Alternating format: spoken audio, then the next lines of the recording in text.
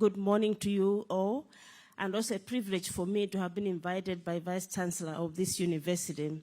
I visited this university 2 years ago, and truly the presentation by the Vice Chancellor raises issues that SADC and universities in SADC region must consider. The issue of digitalization cannot be ignored now. Artificial intelligence is an issue for every country, and we cannot leave anyone behind. I do love the fact that we are talking about reconfiguring our curriculum in our universities. We cannot teach the way we were taught 40 years ago, 30 years ago. Our students come to our classrooms already prepared. They've already seen your notes before you even start teaching. So it means that each teacher, each lecturer must be prepared for the current type of student. What is happening now? We know that our young population has a lot of knowledge, but at the same time, we also know that there's hunger for information technology.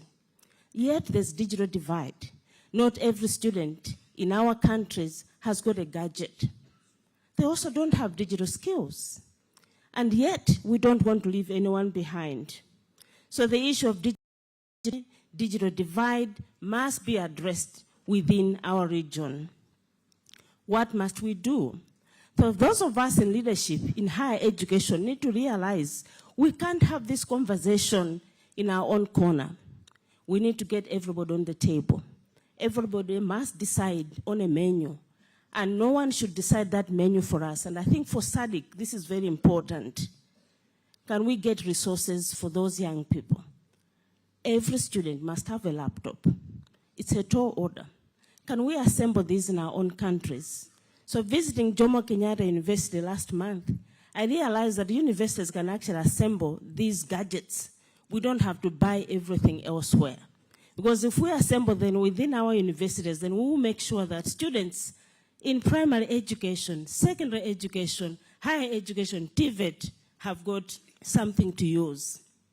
I also want to talk about curriculum. Our curriculum are medical microbiology, African musicology. They must know about innovation. Beyond innovation, they must also know about entrepreneurship, because the jobs are not there. We have a shrinking job market. Private sector is not growing at the rate we all expected it to grow. So our students should not be taught to look for a job. They must be taught how to create jobs. And I know that students in my own university, because we decided for every curriculum, every student must know about innovation and about entrepreneurship. They do get jobs sometimes even before they graduate. How do we bring digital divide into a solution? Because it's a challenge for each one of us. I think it is very important that each country must make a deliberate decision to invest. Our development partners must invest. We need to tell them what we want, because many times when we have projects, these big projects, these development partners will decide what they want us to do. But I think it's high time that each country must make a decision. This is what we want, and make sure that no one is left behind. So because this was a loaded question, I also want to say this, that many times when we're discussing about higher education, we do forget that we are at the very end of the whole trajectory. Pre-primary education, we need to start there. So the curriculum there needs to change. Innovation, entrepreneurship, age 2, age 3, our children must start learning about business. They're going into primary, teach them about business. So I think that even when they are in a secondary school, they can actually do business, sell, airtime to their colleagues. You're already inculcating in them an entrepreneurial spirit. So let's not just look at higher education. We should go through the whole trajectory: pre-primary education, primary education, secondary education, and yes, higher education. But at the same time, TVET, because we know that the skills are there and we need to support our young people. Finally, in my discussion about making sure that our students think critically is the way we also provide opportunities, even for those that do not make it into our educational institutions. Universities must open up for those whom we think are uneducated. Many times they have many good skills. They have innovative ideas that can actually be brought on the table. And we use those ideas also to move our educational transition, as we want to make sure that every child, every young person in our countries get educated, and they don't just get educated, but they also create jobs. Finally, I want to say this and argue that it is high time that we decided what we want. Let's get on the table. Let's make decisions on that table. So women must not be left behind. The marginalized must not be left behind. They need to be on the table. They need to make decisions. They need to know how to critically think and also speak. Because many times we don't speak out, and so people decide for us. But I think SADC has grown, and we see a lot of development in our member states. We can do things for ourselves. COVID-19 taught us lessons. Each nation became an entrepreneurial nation. Each nation was very innovative, and universities in SADC brought out a lot of innovations that actually are now on the market, not just prototypes. So we can do it. It is possible, but let's not leave anyone behind. At the end of the day, my arguments for this presentation are that when everything is said and done, what difference would our universities make in our nations for our people? And beyond our nations, it's also the world. Thank you very much for your attention. Kurima Center, and we say Kurima Kunemari. We provide you with a wide range of agricultural products, your crop chemicals, your vet products, your seed, fertilizers, stock feed, and day-old chicks. We also provide you with hardware, which includes cement and plumbing. We are found across the nation, from Bindura, Masasa, Mbare, Chegutu, Chinoi, and Karoi. Come and shop at your one-stop shop, Kurima Center, Kurima Kunemari. Of ICTs. The university as we know it today, because of the affordances of ICTs, has completely changed. So I do hope, I don't want to mention by name, but I do hope those individuals, men and women that are in this room, and you work for companies or businesses that are in the business of providing connectivity to the country, please look at the area of the provision of connectivity for teaching and learning, in the area of providing connectivity for our libraries in this country. We had a meeting in this very same room with all the providers of connectivity and ICTs to make a point that the world of university education has completely changed. Our students now need to make use of the affordances of ICTs so that they can study anywhere, anytime, and on any device. What it also means is that we are coming to a stage where we begin to interrogate the whole notion that a degree takes 4 years, or a degree in such a small space of time because I can do it online. Most of you are very familiar with the changes that have taken place in our higher education, that we are now program-based, and students can take these programs at a time when they are ready to do so and be able to finish their degree program in a time that obviously did not even exist during the time most of us were in our universities. So I'm making a passionate plea to those of us who are in this business that higher education today has been transformed, and it will continue to be transformed if we lower the price and the cost of connectivity, and most importantly, if we lower the price of devices that our students are now using in our institutions, whether it is a laptop or whether it is a cell phone or indeed any other device that they use for learning. So my plea is to look at you people that are in the business of providing connectivity, in particular, to make sure that the price goes down so that our students will have no problems in learning and in accessing knowledge, either from the library or from wherever they get that information from. Our next speaker is someone I respect so well. I respect him, Miss Primrose Mlambo. Miss Mlambo, can you please articulate the challenges that are faced by youths, especially females, in accessing university education, especially in science, technology, engineering, and mathematics, or the related disciplines and careers. What can we do to reverse the marginalization of girls and women in our universities so that there is gender parity in our institutions, and so that eventually the world of work, as we focus on Vision 2030, with the advent of generative AI, we are able to increase the number of girls right from ECD to primary to secondary education and to university and even to the postgraduate education system in this country, because the participation rates of girls in our universities is still small compared to that of men. Why? Especially in STEM-related discipline, because they are underrepresented at the primary level, at the secondary level, and obviously in their first years.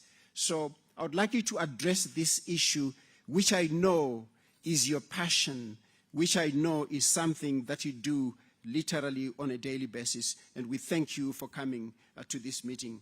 You can come to the podium. Thank you.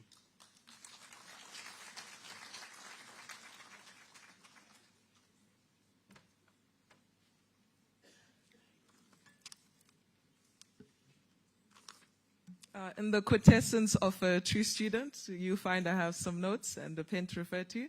And I'm hoping that I have some of my audience members also taking notes. Good morning, everyone. All protocols observed. So to bring light to exactly why we're here as a panel, I shall bring or shed some light rather to our 7th SADC Summit panel discussion theme. And that is to build sustainable ecosystems that can continue industrialization within the region. And so being amongst my fellow professors here means that as a region, we are ready to include or form rather an integral part of the youths towards advancing us towards this future that we have. And so as our speaker then said, challenges that the youths are facing are not necessarily restricted to just the region. So I will firstly paint what it means to be a youth currently globally, and also what it means to be a youth within the SADC region. There's 1.8 billion of us in the world, and we face similar challenges, irregardless of the geographical divide or our cultural differences. Currently, there is a 13% unemployment rate, and you find that most of our graduates coming from these institutions are, again, struggling to find employment because the current education system that we created is solely to churn out workers. And so agreeing also with what Professor Mapfumo then articulated, that with the model that Zimbabwe is bringing forward, we are not focusing on just the theoretical aspect of education, but rather churning out people who can innovate to industrialize. And so you'd find that most of our curricula and the revamp that is taking place is starting to include an aspect of innovation in all the disciplines. And so personally, being an engineer by day and an innovator by night, I do not come in my own capacity, but in the capacity of the youths that need to be empowered, that need to be capacitated in order that we take up the roles that the 21st century job market demands that we have. And so there's a tried and tested way of how an economy can industrialize, to bring us back to why we're all gathered here. And if you're writing notes, this is an equation. And so being an engineer, I thought I'd include an equation in my talk. The youths are an integral part of the system. However, we cannot do anything unless we have the support of our leaders, the vanguards of society. And agreeing with what my fellow professors here mentioned, in particular about the heritage-based education 5.0, we need to channel both the youths, the males and the females, into a quality education system such that we produce highly skilled human capital. Now, these are the actuators that can drive us towards industrializing further in our region. And so the challenges that you'd find, particularly concentrated within the sub-Saharan region, are that we as females are still, in certain parts, victims of bad culture.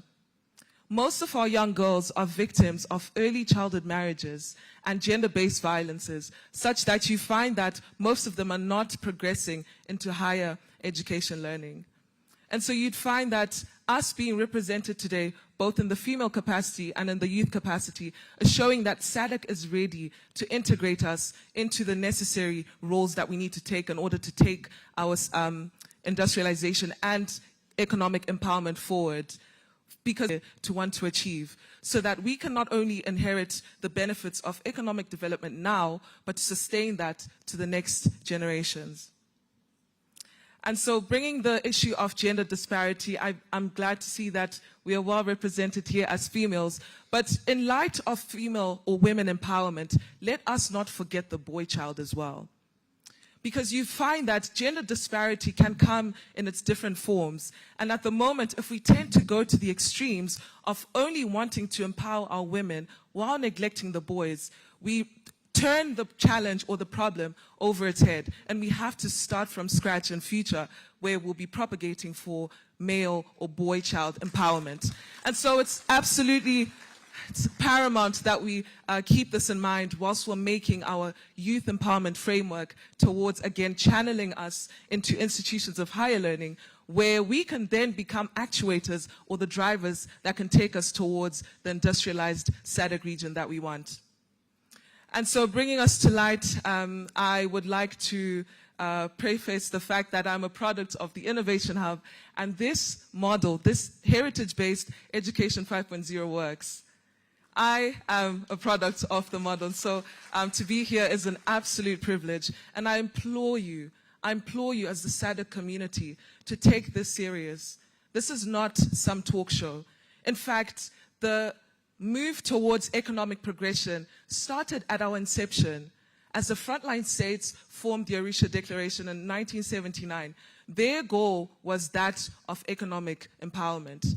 And so let us not forget, even as SADC progressed throughout the years into firstly the Southern Africa Development Coordination Conference, to then now becoming the SADC Southern Africa Development Community, let us not forget our inception.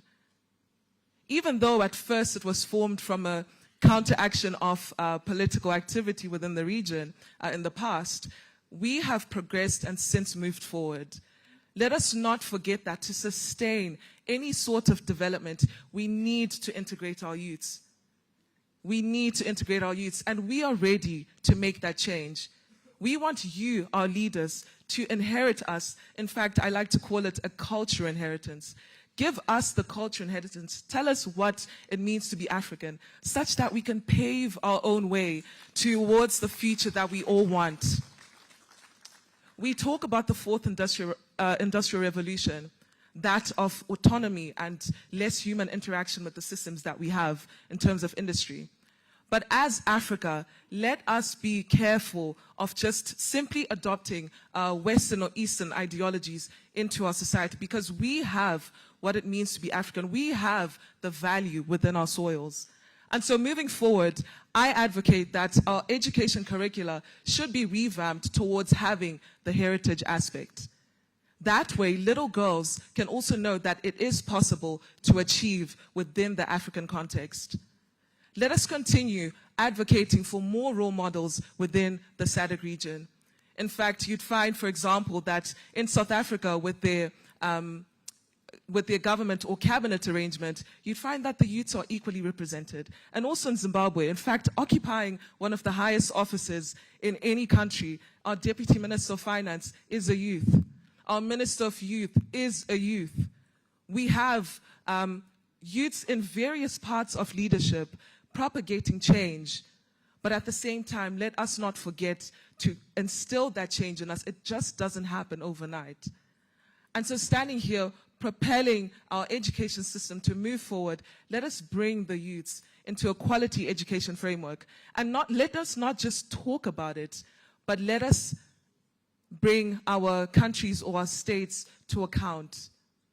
Let us have timelines as to when we want to achieve certain things and not just talk about it. There's various frameworks that exist that talk about youth empowerment. But how far are we? And so today I stand as the youth representative, hoping that my leaders may hear us through my voice. And I pray that these discussions will go forward and will stand as the generation that got it right.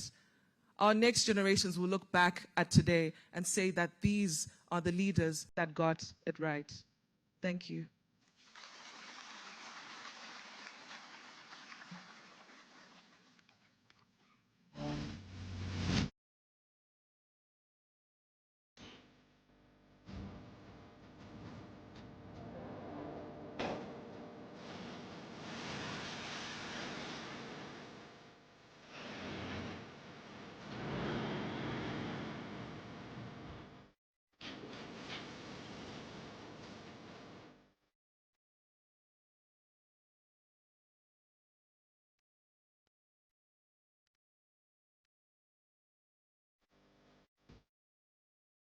Between social science, quantitative research, and mixed method research in developing utile or important knowledge systems in our universities that are critical in the industrialization of our societies in both the short and long term.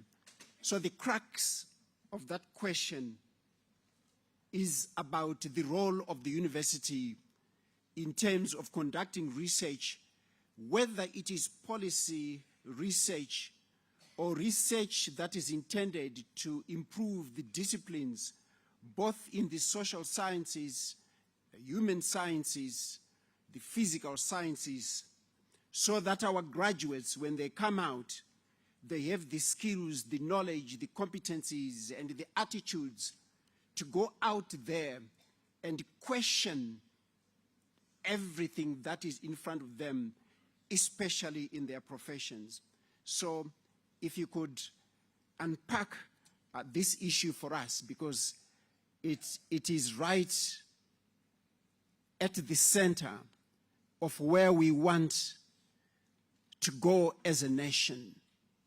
And for those of us who did a little bit of Latin in school, the question is asking us to really go into the fons et origio of this whole area of the research policy matrix. Thank you. You come on the floor. Thank you.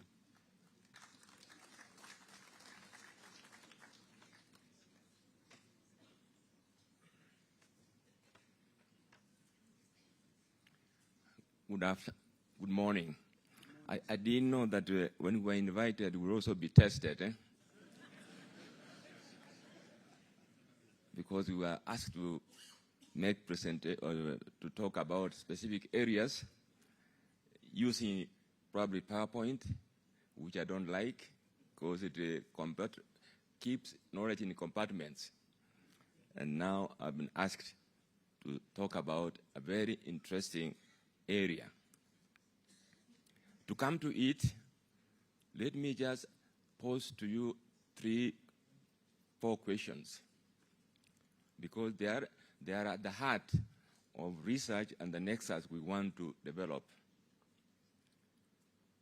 Do you know that there have been 3 scientific revolutions around this issue as we stand today? The first one started when those guys left Europe and went to new lands in the US. They decided that science is important. And for them, they wanted science for the purposes of knowledge that is capitalistic in nature. You keep it to yourself. You transmit it to whom you want to transmit. You keep it in the papers. It doesn't translate to the public you serve. So they started by doing differentiated universities.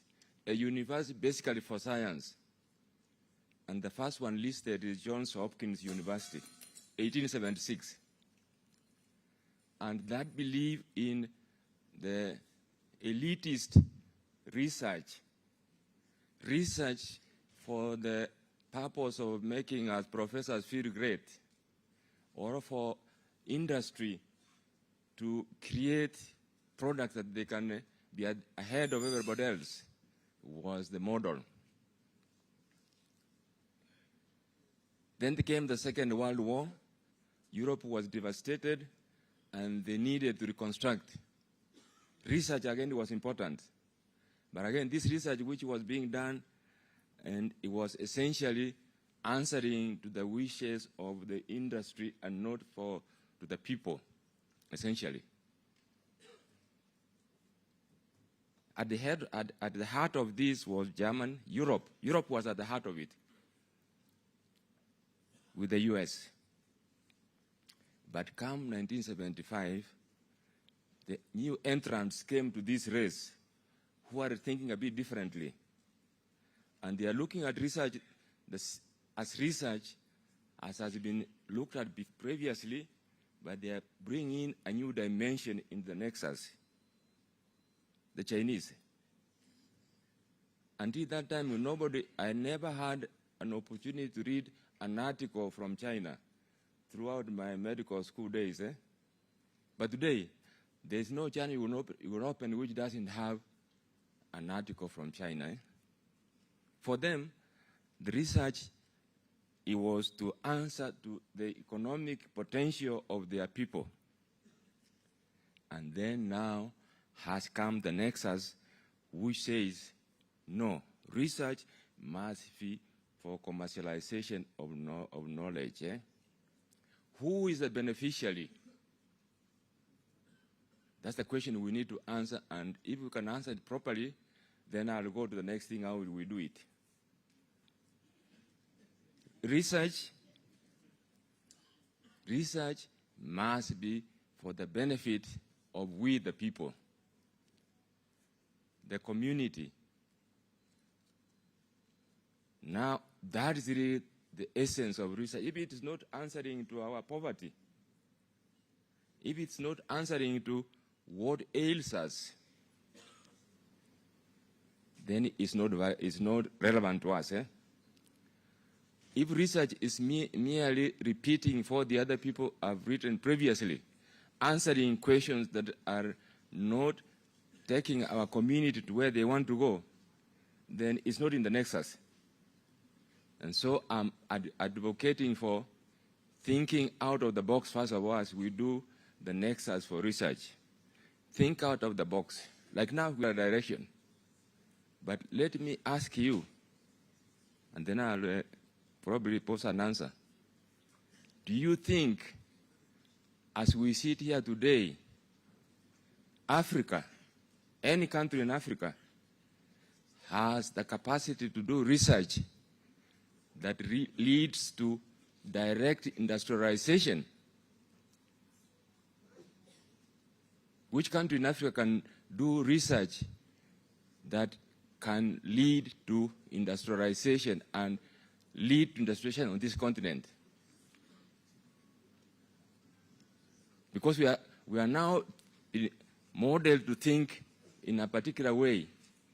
I want our way of thinking to be out of the box.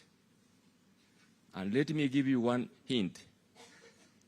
There's no country in this continent of Africa which has got enough energy, electricity, to industrialize.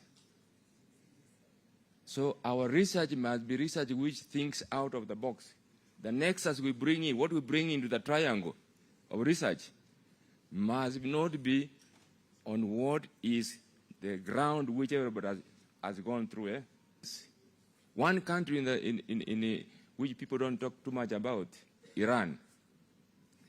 Iran produces enough energy, more energy than all our countries in Africa combined. I'm sorry to announce, or to say. One country, Iran. And now our research is being driven towards green energy. Now, which country on earth has developed on the basis of green energy? I'm for climate, but let our research, as we construct our knowledge triangle, think out of the box. I give it to you, right? Let me pose it to you that we need to go back, or we need to do research that is relevant to solving the bottlenecks to industrialization. Energy, energy, energy. Africa may no longer be a dark continent, but most of us live and work in darkness.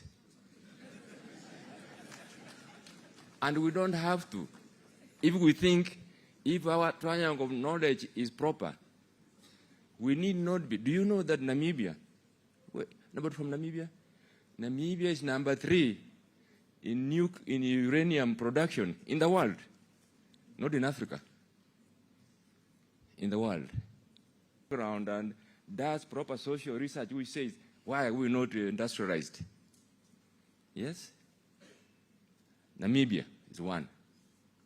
DRC is the only one who might have enough hydroelectric power to power industrialization. Yes? DRC, nobody else. And yes, there is a third country which also can, Tanzania, United Republic of Tanzania. I'm putting this because all these things are coming from social science. If we do proper social science research, you will learn that natural gas is available in Namibia. Natural gas is available in United Republic of Tanzania, but it's not part of the equation we are discussing under industrialization, particularly when we don't have enough energy. SADC, you can light Africa, and we can do proper research. You don't want to put an industry, and at midnight, power goes off, production stops. You start research, and you put your ingredients, and you want it to run for 24 hours. Power goes off. Digital and AI and digitalization in schools. You have the class in front of you, and you start the lecture. Power goes off. Where are we going? I'm sorry, I'm saying, as we interrogate the research that we do, let us be free from the orthodoxy or the tradition of how we come to answer questions and which questions we answer. So that's the number one. Energy, energy, energy. Africa is in darkness. So let us light Africa. SADC, if you cannot do anything else for industrialization, give us energy. You hold the light, and we cannot go far without sufficient, even our research cannot happen effectively without energy. I'm saying what I'm really appealing for in research is freeing our students, a community, to generate the questions for research. I know we talk about hubs, industrial hubs, but that's just one step. I want, University of Zimbabwe, you have taken the lead. Please, go the next step. Move the apex of innovation and research to the point of holding private companies and subsidiaries to which your students and your faculty are owners. That's when we will talk about commercialization of knowledge. We want those people who, and now I'm bending the question a little bit, but is to come to the correct way of generating innovation, research, and education, integrating them in a manner that answers to our needs. We need companies of the universities, it's not seen for professors to be rich. It's not seen. It's not seen for our students to become millionaires before they graduate. It's not. So let us not just go the usual way. We must disrupt the way research is constructed. Finally, the research on policy and the systems must also say, how come we are not advancing our nations at the political level to the point we can be free to do what we want. Zimbabwe, you are lucky, very lucky, because under sanctions you don't have to look left or west to do what you want to do, eh? Yeah. So our research must also understand that there are, like now we are assuming that we are empowered to do research, but we are empowered to do the research the way other people want it done. Eh? Now I want us to go to another mode which says no, with the order. So from society point of view, social science point of view, what is the route that governments must take to overcome inertia? Inertia is that resistance inside of us. Eh? And one of the things we need to do in research next, as I see it, let our governments be brave enough to take the risk to do what the world doesn't expect us to do. One of them, and we need now research in those areas, one of them is our wealth, the mineral wealth, our technology transfer. There's no research on the possibility of technology transfer. It can never happen. Nobody's going to give you their technology for free. Eh? So technology transfer is not going to happen. And we want it to happen. We want to industrialize even before I die myself. I'm a bit old. Eh? Those of us, we want also to see industrialization now, 2030. Now I'm going to propose research on the area. How can we work around these strictures of resource flow from those who have the money, the mega money? Eh? Mega money is in Europe, it is in the US, it's in China. We need it here. We don't want it in cash. Now, research must go to the point of saying, now we can say no. Let them buy equity. Whether it's in atomic energy, whether it is in health, those who want to help us, Chair said, thank you very much for bringing me here. But if you want to help this nation, this continent, we just say equity, no more than 49%. Bring your money. We have our young people who need jobs. We have our young, very educated graduates in this country. We want them to be the one running the show.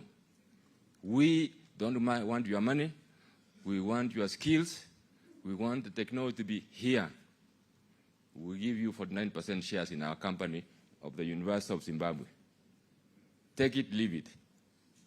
How can we go there without saying take it, leave it? How can we, what kind of research is required to take us there?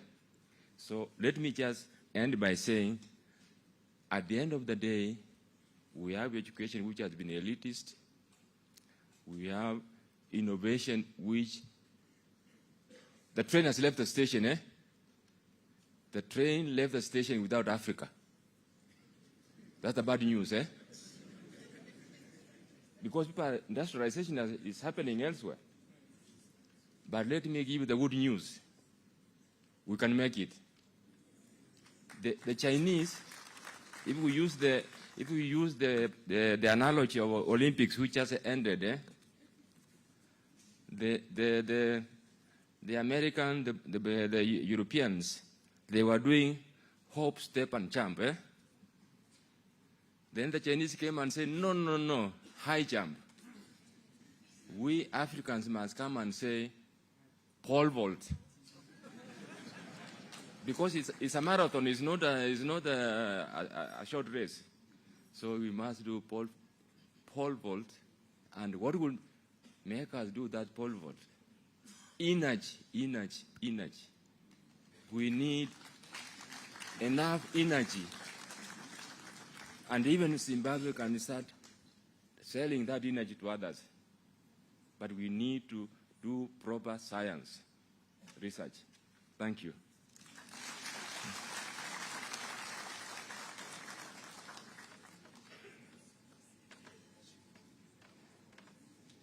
Another round of applause, ladies and gentlemen, for Professor Nyarango.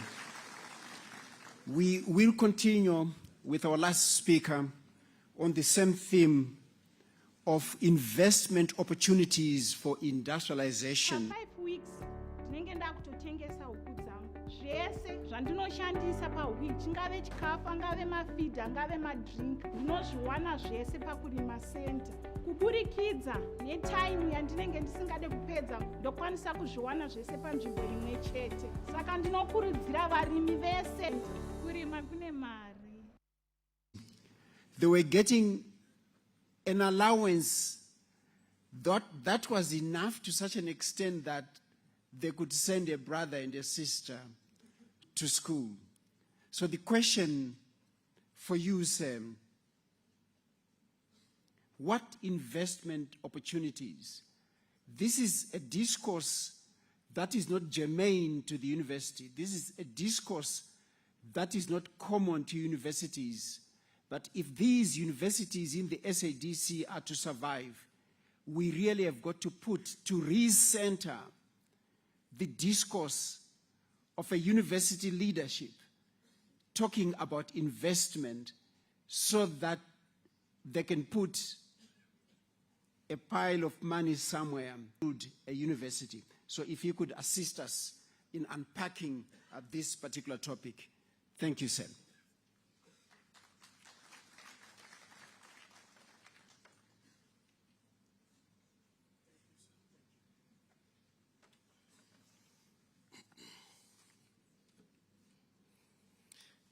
Excellency, honorable distinguished guests, ladies and gentlemen,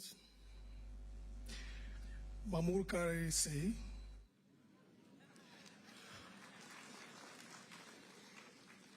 habari za asubuhi, sambonani, molweni,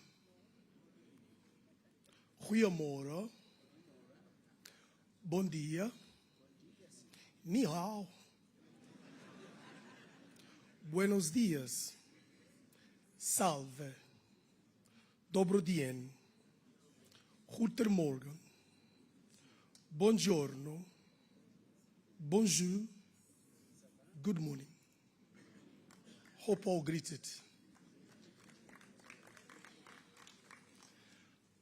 I'm hereby to represent our Vice Chancellor, Mr. Alfredo Buza. Because of scheduling reasons, obviously he couldn't be here as the Vice Chancellor of the University of Luanda in Angola, and is very grateful for the invitation. Thank you, University of Zimbabwe.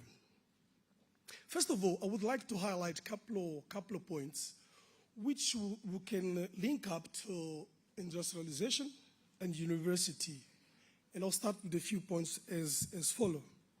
First of all, the infrastructure deficit, the joint forces within public and private sector in terms of local investment, power, electricity challenges, consistency on the public policies, high added value chain on our minerals, textiles, and fresh products, the import and export policies, the bureaucracy on a visa processing when it comes to the investors into SADC region in order to invest. We still have those kind of issues, specifically my country. Now we have 90 days visa. It's actually much easier at this point of time. Also, we need to invest in tourism infrastructures. Our region has no longer needs to do many studies. We need to put our hands on. We really need to put our hands on. Besides the peace process, which our president, Mr. John Lawrence, was very much involved on, as they started at the beginning of the month on DRC. And lastly, we also are involving the peace talk, or actually the stabilization in Mozambique. If we do that, the investors obviously will trust us. They'll feel comfortable to invest in our region. SADC regions has many natural resources. Instead of importing, we should export to those countries. It will be a great opportunity for investors to start creating a small industry close to rural areas, a field which we can plant products for farming. Example for our investors here in this room, in Angola, we have a couple of difficulties. People do production, in farming, but then again, they have a difficulty on outflow the products. So they end up getting, the products actually end up getting messed up, sorry for my French. So we need to have such investors to look into that. We can start off with a small industry in order to help us getting through that. Example, China and Brazil, they've done it very well. They started a small industry, then obviously they expand to bigger ones. We can start off with countries such as Angola, Congo, Malawi, Zambia. In Angola, we have a special economic zone, which is actually working very much okay. You find in this economic zone a small couple of industry which can actually move the economy going. We're starting like that. As you know, Angola is actually quite new kind of a country when it comes to industrialization, besides the oil field. Yeah. From that, we should look into the retail marketing, invest in supply chain efficiency by training and involving the youth. Undergraduate students by focusing well-trained students from technical schools across the region. Not necessarily looking to the university, but looking to technical schools. There, we can actually bring up the youth and send them into the industrial areas to work and start making money out of it. Remember, being in Africa, being an African, is not as easy as being a European or Asian. For you to graduate in Africa, it's tough. It's really tough. And you actually have to pray to God to be graduated. Regarding to the infrastructure, the SADC region, we have economic growth which require a significant investment in infrastructure such as roads, railways, ports, airports, telecommunications are essential for boost the trade connectivity in the region. The companies which operate in the civil construction, engineering, and information technology have a unique opportunity to participate in developing the modernization of our region. Example, in Angola, at this point of time, we're investing heavily through the Lubito corridor. I don't know if you know about it, which will link up 4 countries from Angola, link up to Zambia, to DRC, Remember, Angola has got a port in Benguela, which is the south of Angola, which the railway will go from there, is going to pass through those countries. In other words, Zambia does not have the sea, Congo on that side either, so they will obviously go through that corridor. It's extremely opportunity for investors to look into that in terms of logistics, distributions, and so forth. Also, just to actually bring up to here, we have a strategic plan to take away the whole Joburg International Airport business into the new Angolan airport. They just built up a new airport. At this point of time, it's not open fully, but we have a plan in 10, 20, 30 years down the line to make sure that we are the hub of Southern Africa by using this new airport. No applause, Jesus.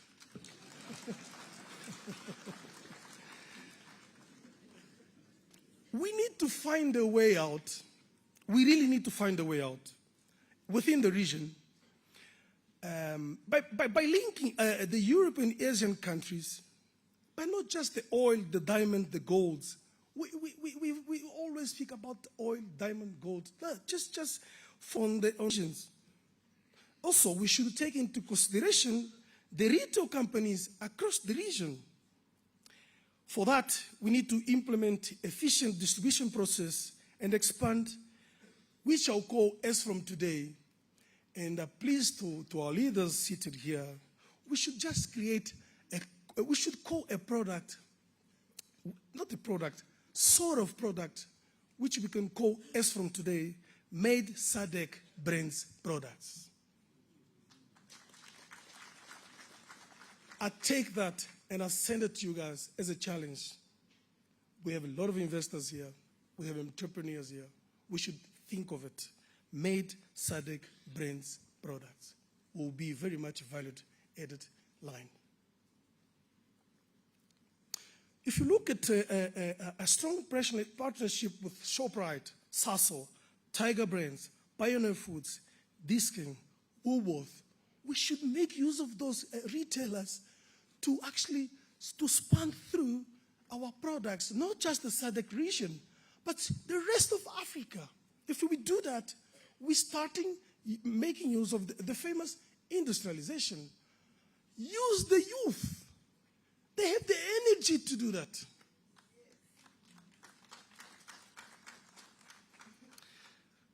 Then again, the agriculture plays a key role in the regional economy, providing many rural communities with livelihoods, business opportunities. SADC has a vast arable land and great diversity of natural resources.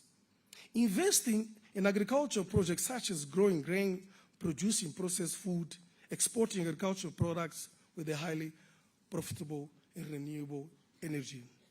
The demand of energy in the region is constantly growing due to population growth and economic development.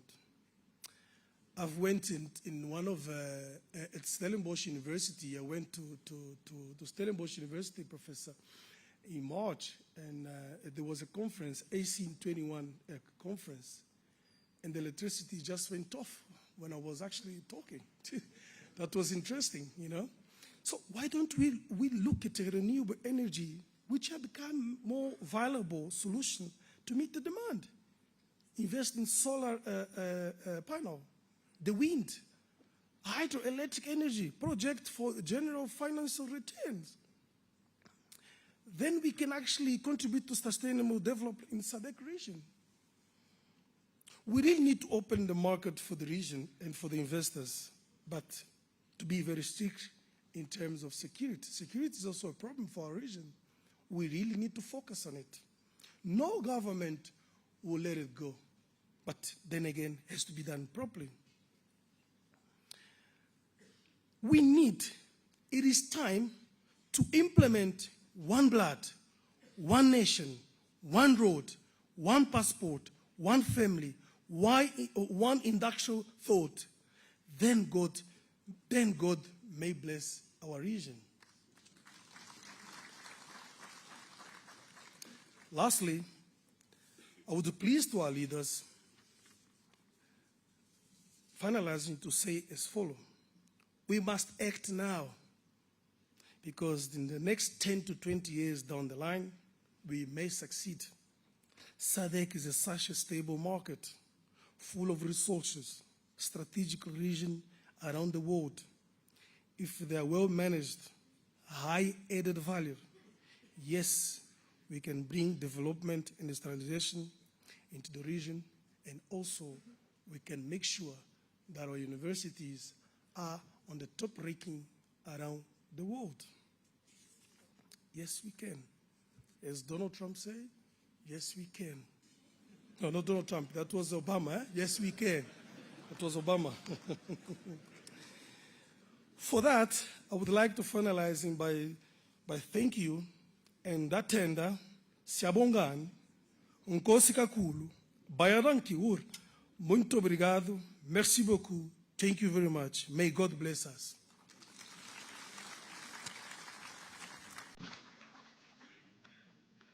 Thank you very much, sir. Colleagues, we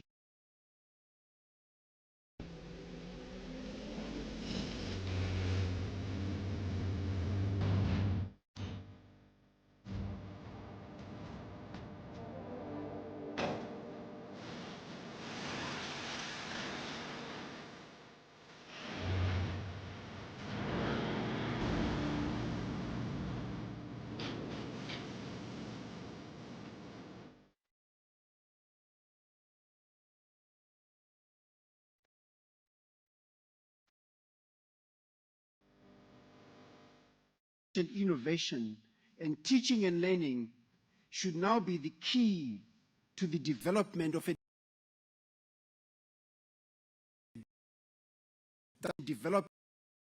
knowledge that engender university in the SADC and our societies by 2030. The process is led by a meta-intellectual who conducts his or her work among the state, the laboratory, prototypes, and the lecture room. The goal is on thinking about of knowledge in our universities and tertiary institutions that is intra, and multidisciplinary across the board, because learning is an interplay between the local and the global. Colleagues, ladies and gentlemen, let us go invent tomorrow instead of wondering about what happened yesterday in our lecture rooms, laboratories, and the universities. As argued by Robert Hutchins, education is not to reform students or amuse them or to make them expert technicians.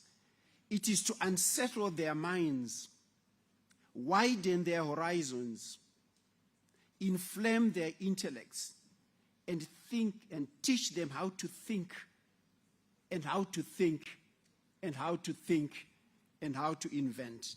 I thank you for listening, and on your behalf, I thank our panel of experts and colleagues from the SADC. I thank you very much for all that you have shared with us in terms of your knowledge. We still have a few minutes. If there are any questions and comments, it's a massive audience. So we still have a few minutes. If there are any questions or comments, I'll probably just entertain 2 or 3. You just need to raise your hand, and we have got a mic that can be given to you. I'll pause. You raise your hand.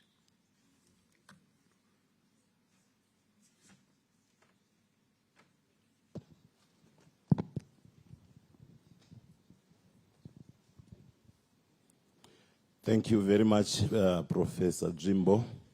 My name is Torerai Moyo, Minister of Primary and Secondary Education. I have a question to the panelists. What must SADC do, or what must be done by African governments to retain intellectual minds who are pioneering or championing innovation? We have seen a number of students who have made some innovations in Zimbabwe, and have been given scholarships.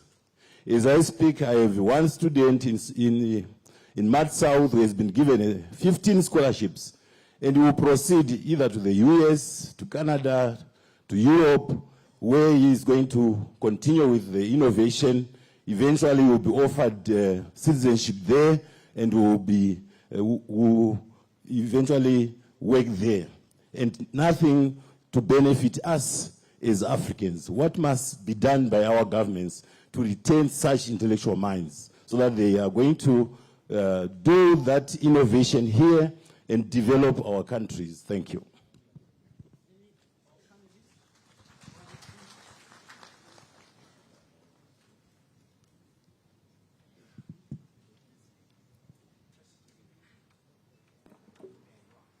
Testing. All right, thank you for that question.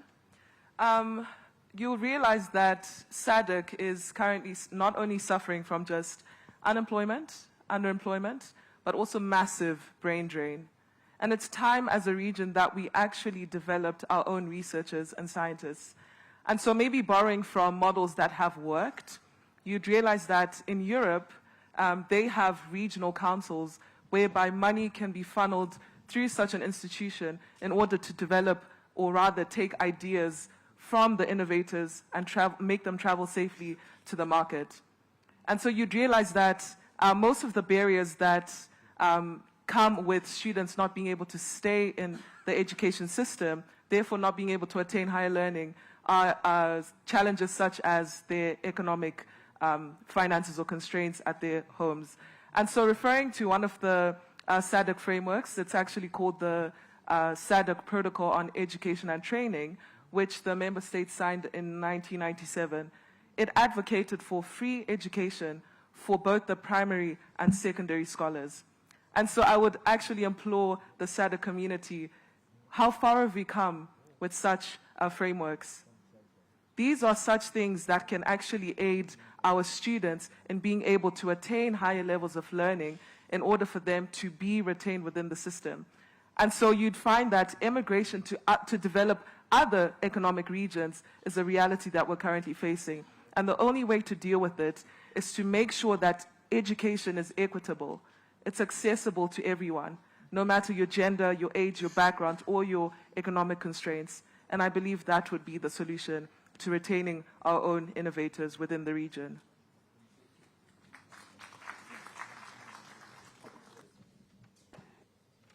Can we have just one more question? Maybe two. Moderator, I just wanted to make another point. So I'm from Malawi. We have a case of a young man, Kankwamba, a boy who harnessed the wind. He actually left Malawi for the US, but is now back. Creating an environment for these young people that have got innovations within our member countries is possible. And I think that's where we also need private sector involvement. Private sector needs to know that if they invest in innovations that are happening within our countries, the input, the output will be greater than allowing someone to go away. So the fact that Kankwamba came back to Malawi is a sign that our countries are now ready to promote our own innovators. Remember what I said in my presentation. It's not just about those who are educated. There are many people in our countries that never went to school, but are very innovative. They have great ideas that can develop our nations. Let's create that environment. So universities too also have a role. We should open up, allow these people to come into our innovation hubs, and then we develop, add science to what they're doing. But at the end of the day, there has to be investment, and private sector has a role to play. Let's get out to private sector. Let's get them on board. If they don't come to us, we should go to them so that we can promote. The future is bright for SADC. Thank you. Thank you. You can go ahead. Go ahead. If I could add up one more point, if you allow me. I think there's also a need to have, SADC state members should have what I would call intellectual property right policies. From my experience back in Tanzania, a student may come up with an idea which really has potential for commercialization, but sometimes it ends up being not recognized because there are no frameworks for recognition based on intellectual property right policies. So this is another issue that I think should be really addressed critically by SADC region, to have clearly as formulated intellectual property right policies and the other, I would say, other regulations that really kind of create a platform whereby innovation can be done in a more systematic way. So thank you very much, Moderator. Thank you. Thank you. You can go ahead, sir. Thank you. Thank you very much. I'm Louis Watum. I'm the Minister of Industry of the DRC. It's just a contribution to the excellent presentations I heard this morning. I would like SADC countries in the education system to put a lot more emphasis on ethical behavior and financial engineering, and I'll explain why. Ethical behavior because one of the things preventing Africa from developing is corruption. Corruption is the ultimate poison. It is a cancer. It is what prevents the youth from, talented youth, of accessing to good positions and serving the countries, and they end up taking a little document which is either red or green or blue, which is called passport. They leave Africa. They go to other countries where they shine like superstars and develop other countries instead of Africa. So it's very important that you understand we need to clamp on corruption. On financial engineering, I will insist because I think one of the panelists mentioned that the DRC has enough power, actually to power the whole of Africa. How on earth can you have mineral endowment worth over 25 trillion US dollars and you can't industrialize? And you can't raise enough money to industrialize. So I think financial engineering is very important. It's something we need to put in our curriculum, make sure that our youth understand that, and come with creative ideas of how to raise money without necessarily going west or east or in the Emirates or in the Arabs. We have enough money in Africa, and we have all it takes, actually, to raise this money for ourselves and develop Africa. Thank you. Thank you. Merci beaucoup, monsieur. Ladies and gentlemen, thank you very much. I've just been informed that His Excellency, the President, is now here, and we must stop.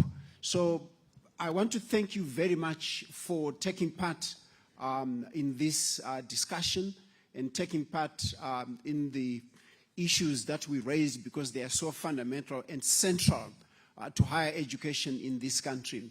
So we stop now, but I'm sure a few of you may need a small comfort break. If we could do that as quickly as possible so that we come back to our seats and sit and then wait for His Excellency the President. Again, thank you very much for being such a fantastic audience. Thank you.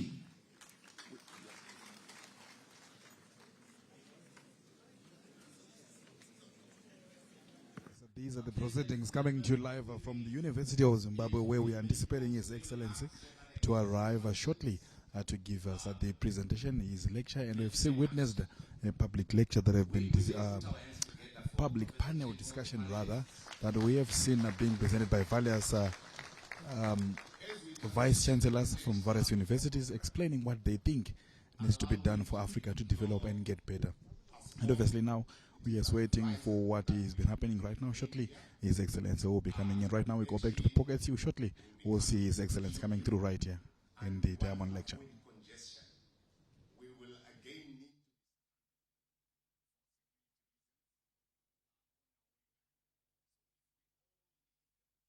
chikwaturo inouraya sora rese nguva imwe chete zvokuti murimi anosara achisekerera. Toenda kuma-insecticides zvakare, tinawo ese mhando yese, tinayo nemesisi nemukurumbira inorova makonye ese kubva epasi nepamusoro, chikwaturo kumakonye.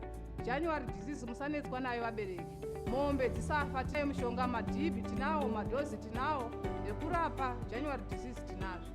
Tinowanikwa isupa 114 Industrial Road, Chiedza Karoi. Kurima kune mari.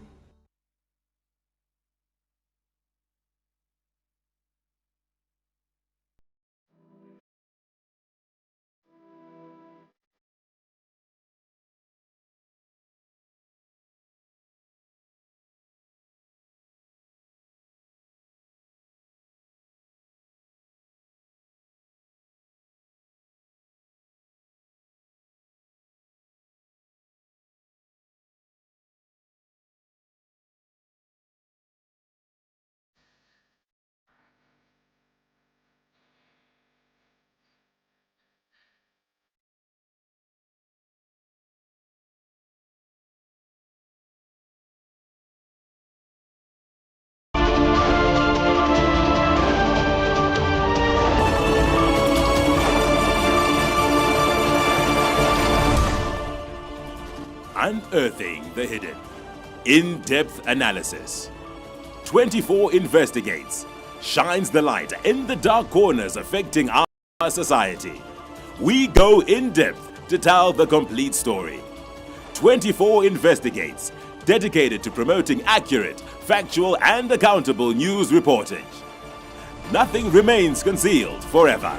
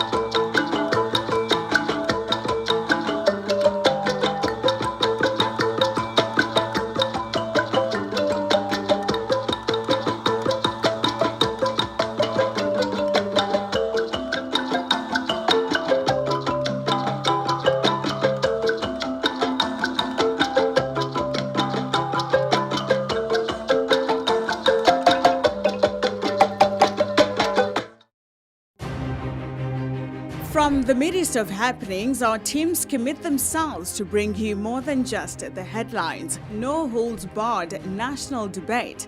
Inside out as we delve into trending issues in the world of business. 24 Investigates leaves no stone unturned as we bring the policymakers to face the nation in a country majoring on Economics 101 under Vision 2030 while exploring Africa's Agenda 2063 on Focus 54.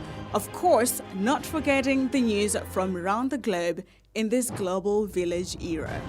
Stay tuned for the latest news and current affairs from across Zimbabwe and beyond on ZBC News and ZBC News Online. ZBC News, the real African voice. Equipment is fast becoming a growing global trend. Thus, rapid world population growth, economic growth coupled with industrialization and globalization is fast creating demand for new technology, increasing both consumption and production of electrical and electronic equipment. Currently, the United States of America, Germany, Russia, Japan, and emerging economies like China, Singapore, and India are topping the list on the digital revolution presently experienced on Earth. However, as the manufacturing and innovation of old and new products of electronic goods is fast growing in these developed nations, developing countries like Ghana, Tanzania, Mozambique, Kenya, South Africa, and Zimbabwe have become international hotspots for digital dumping.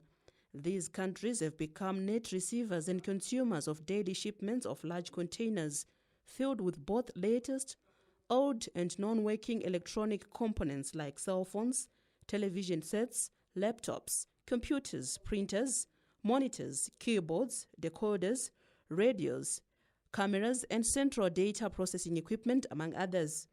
Although these new, modern, and sophisticated electronic gadgets and appliances have infiltrated every aspect of our daily life, providing our society with more comfort, health, security, with easy information acquisition and exchange, the future burden is beyond today's reality, as the battle for insatiable appetite for new technology is creating a dent on fauna and flora. In fact, the knowledge society is creating its own toxic footprints as these modern cell phones, television sets, laptops, computers, printers, monitors, the keyboards, decoders, radios, cameras, and central data processing equipment are increasing the volumes of electronic waste, or e-waste as it is known, that the world is generating. Zimbabwe is not exceptional from this modern and fastest growing waste stream in the world, as its laws, policies, environment, and citizens are not yet accustomed to the emerging But what is electronic waste? E-waste or electronic waste is the waste from the material which has been electronic gadgets which has become obsolete or reached their end of life.